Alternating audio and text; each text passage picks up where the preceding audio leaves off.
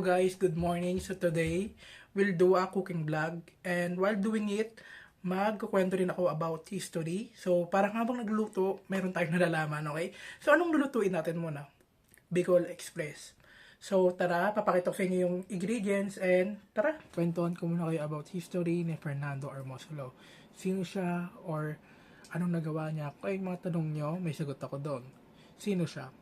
Isa siyang kilalang pintor. Yung mga nagawa niya is Planting Rice, The Making of Philippine Flag, Dalagang Bukid, Sunset over Manila Bay, Bayanihan, tsaka Antipolo at marami pang iba.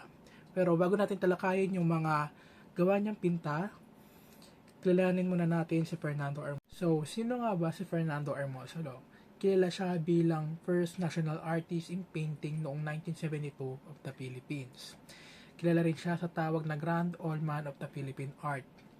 Pinanganak si Fernando Armosolo noong Mayo 13, 1892 sa Pacong, Maynila. Lumaki naman siya sa Dait, Camarines Norte kung saan namulat ang kanyang pagmamahal sa kalikasan at sining.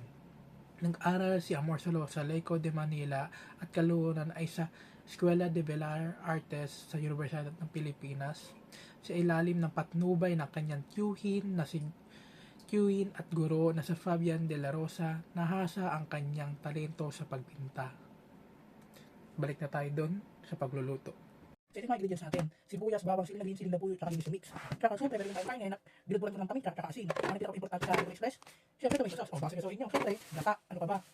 Dito dapat lutuin mo muna yung bawang tsaka sibuyas hanggang mag-brown. Pag nag-brown na, lagay mo na yung karne. Tapos, kailangan mo ng 2 baso ng tubig.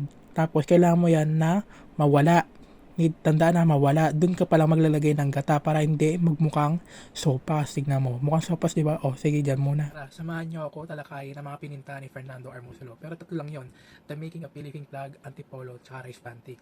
Una, isa sa mga pinakilalang obra ni Armosolo ay The Making of Philippine Flag, kung saan ipinakita niya ang kasaysayan at pagpapakabayan ng bansa. Ang detalyadong paglalarawan ng paggawa ng watawat ay nagpapakita ng dedikasyon at pagmamahal ng mga bayani para sa kalayaan.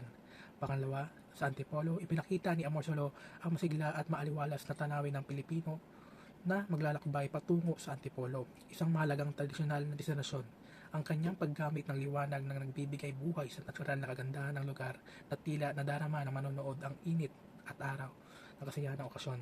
Pangatlo, rice planting. Sa rice planting, ipinakita naman niya ang diwa ng pagtutulungan at kasipagan ng mga magsasakang Pilipino. Ang eksena ng mga nagtatanim ng palay sa bukid na naglalaro sa ilalim ng mainit na araw ay nagpapakita ng buhay probinsya na puno ng determinasyon at sipag. Sa pamamagitan ng kanyang sining, laganap ni Armosolo ang pagmamahal sa tradisyon at kultura ng Pilipinas. Ang kanyang mga obra ay naging simbolo ng natural na kagandahan at kasaysayan ng ating bayan, lalo na sa panahon ng bago ang modernisasyon. Ito muna ang ikwento ko at tatapusin ko na rin dito. Tara, tapusin na natin ang pagluluto. So, haluin nyo lang ng haluin hanggang sa malapot na siya. Dito kasi, hindi ko hinalo. Tignan mo. Nabuo na yung gata niya sa ilalim niyan. Kaya dapat haluin nyo lang. Bagong luto, pero mukhang isang araw na.